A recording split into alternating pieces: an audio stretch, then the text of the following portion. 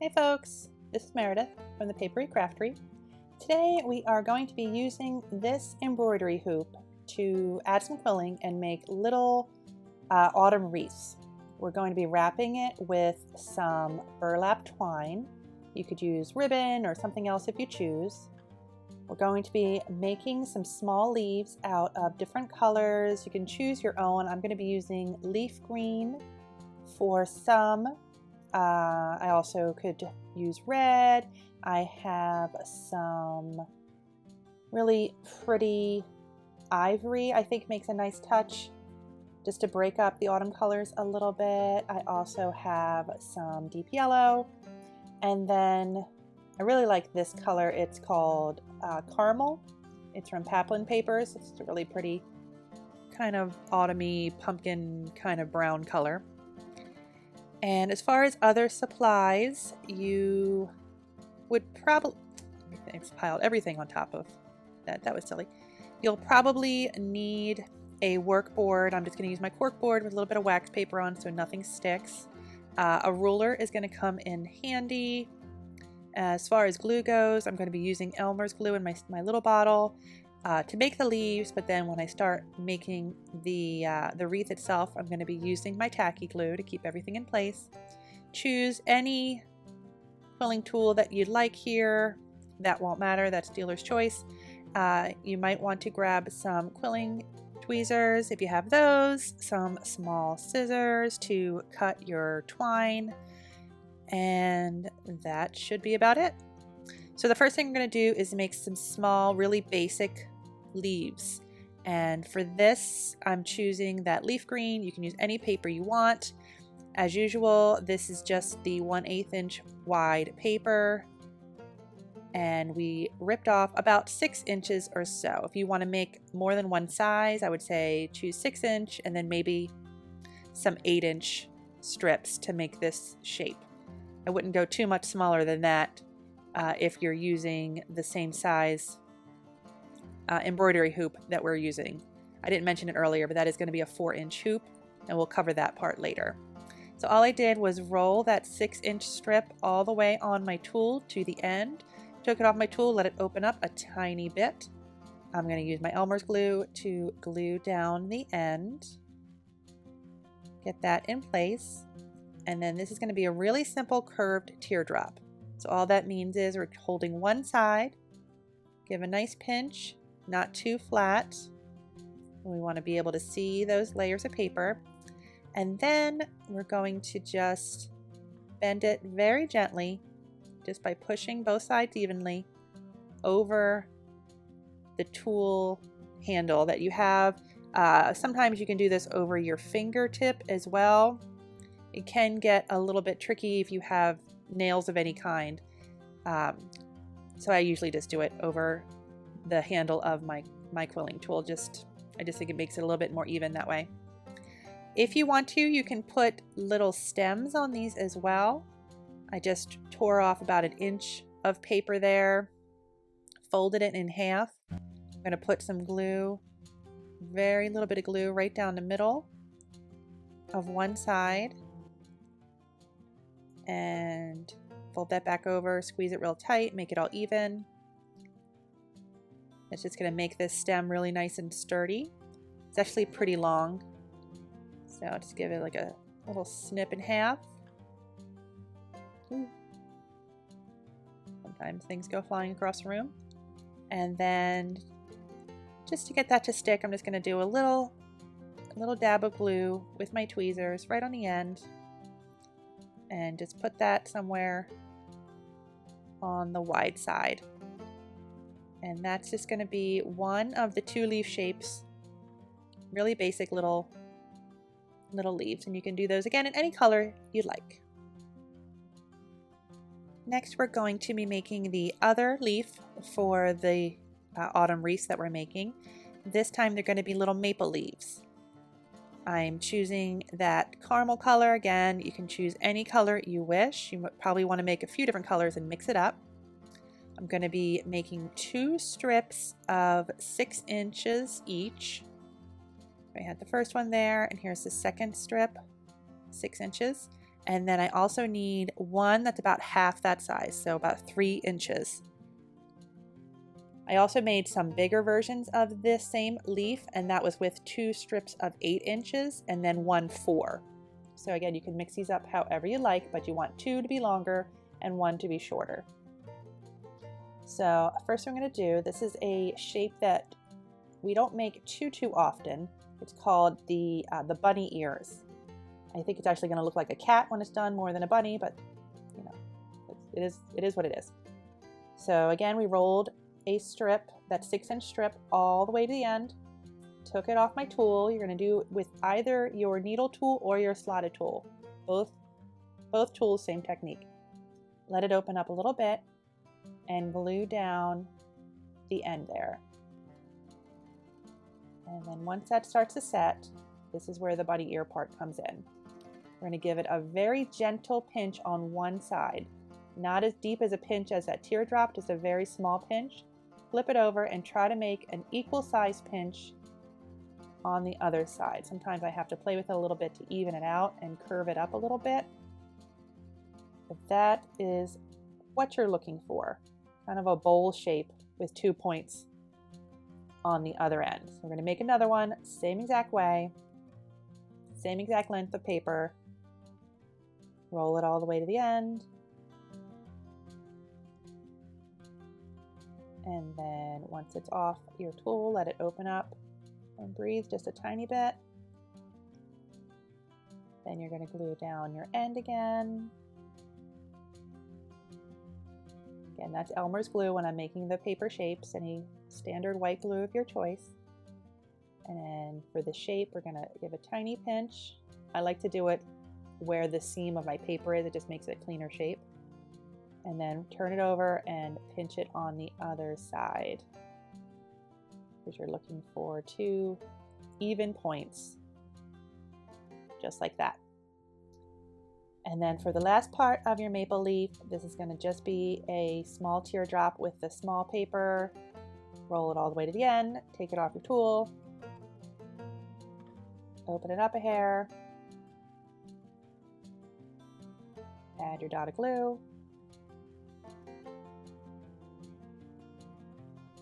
and then just give one good pinch, just like that. So those are going to be the 3 pieces you're going to use to make your maple leaf. The 2 bunny ears are going to kind of go out to the side like that. They can be angled up a little bit or kind of just back to back. I prefer the back to back a little bit. I'm going to add some glue between them. Stick those together. And then I'm going to put a little bit of glue on the bottom of the teardrop. If you have tweezers, this is another time where they'll come in handy. If you want to use pins to keep all these together, you can. I don't think it's really necessary. If you could just leave these flat for a couple seconds, they dry pretty quickly. And they don't need to be super tight together. Just like that is fine. And go ahead, if you want to, add another stem, just like the one we did the first time. About 1 inch of paper, fold in half, add some glue, trim if you need to, and apply right between the bunny ears on the bottom.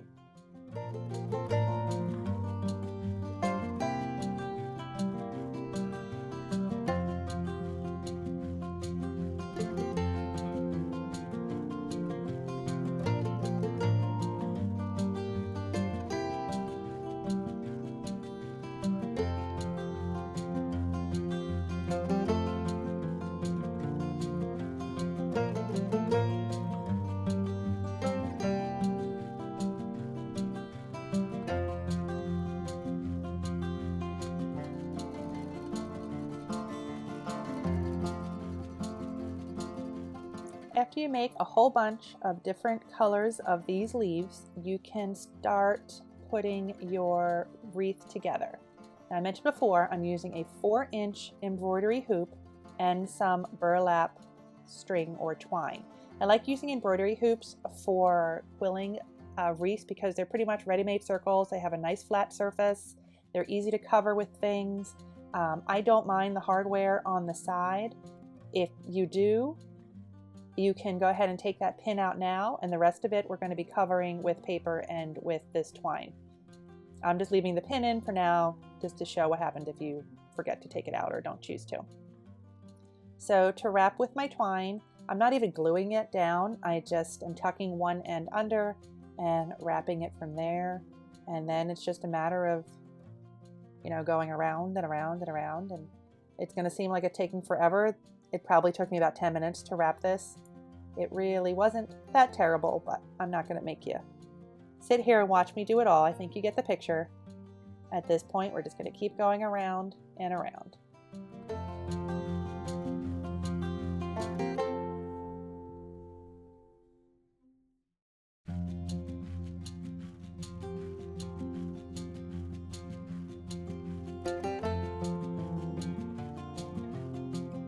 When you finally get towards the other end of your hoop where the rest of the hardware is, wrap it around till you get about to where you're going to finish and cut off a few inches.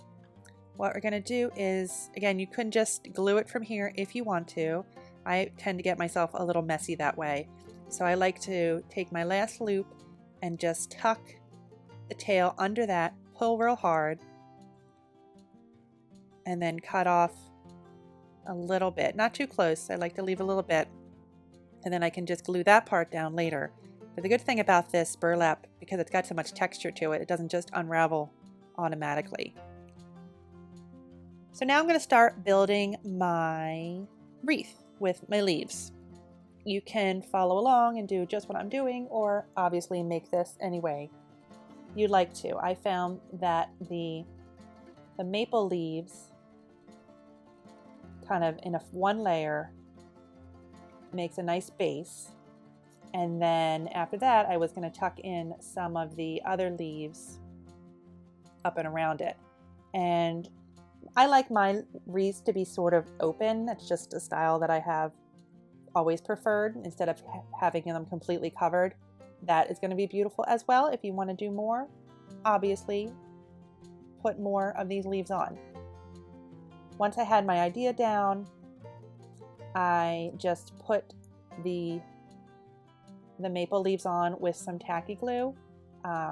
Use whatever method you prefer. If you'd rather use this glue with a brush, I probably should have gone in that direction, but I was feeling a little confident when I was making this one and just kind of decided just to go for it with the glue. The only thing I would really recommend is to stagger the direction of your leaves, have some pointing in, some pointing out, and to do different colors. And then I'm going to put some underneath the hardware kind of in the opposite direction, pointing the other way, again sort of having the colors kind of be mixed and matched.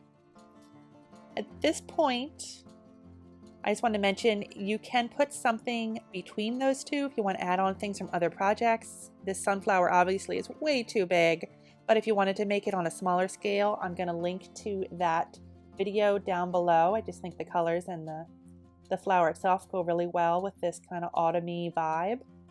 I am going to be adding a couple of the quilling paper acorns that we just made last video, I think it was. I'll link to that down below as well. I'm going to be putting a couple of the acorns between where I have all the maple leaves, just as kind of like a focal point, just to tie the whole thing together. If you want to just do leaves, that would also be cute. But just to bring in another video, add in another element, I chose to use some of the acorns. A little bit of tacky glue, get those in a place where I think they'll work, and then I'm gonna let those dry for a second before I add in the other leaves.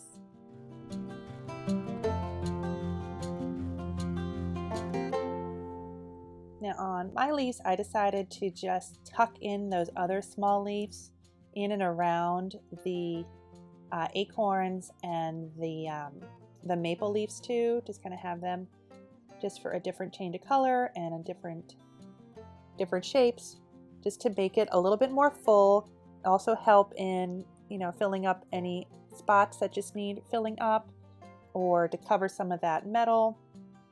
This is kind of where my idea of just putting the glue right on my pieces sort of went a little haywire, just because these leaves are so much smaller. I definitely probably should have done a smaller dip method on a piece of wax paper or used a brush, because it got a little bit out of control here for a second. A little too much glue, but it all works out in the end.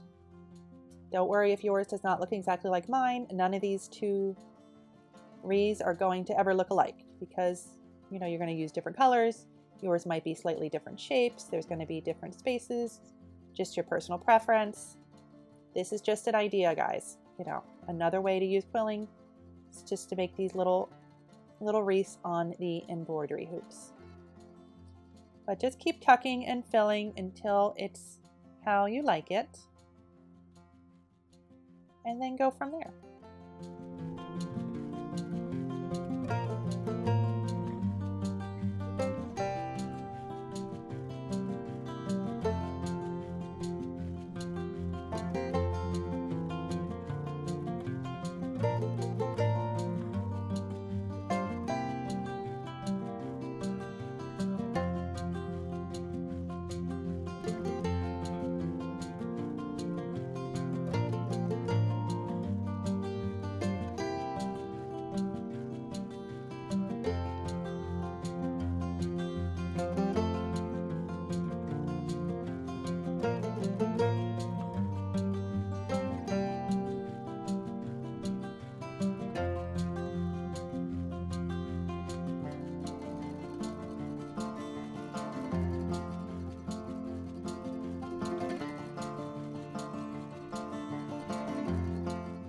Now I've got pretty much all my little leaves on where I think I like them.